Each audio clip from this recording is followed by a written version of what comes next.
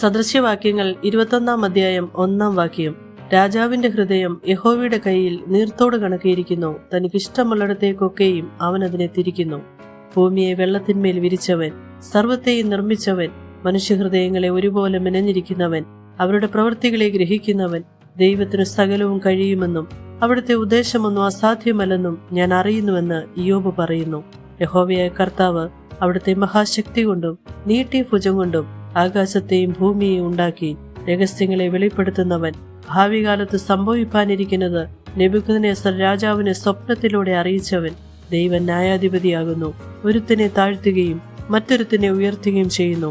ദാരിദ്ര്യവും ഐശ്വര്യവും നൽകുന്നവൻ, ദരിദ്രനെ പൊടിയിൽ നിന്ന് നിവർത്തുന്നവൻ, ഇസ്രായേലിന്റെ ദൈവമായ ദൈവത്തിന്റെ ആലയത്തിന്റെ പണിയിൽ അവരെ സഹായിക്കേണ്ടതിന് അശ്ശൂർ രാജാവിന്റെ ഹൃദയത്തെ അവർക്ക് അനുകൂലമാക്കിയവൻ, നമ്മുടെ സൃഷ്ടാവാൻ ദൈവം, സകലവും നിർവഹിക്കുന്നവൻ, നമ്മോട് കൂടെ ഇരിക്കുന്നവൻ.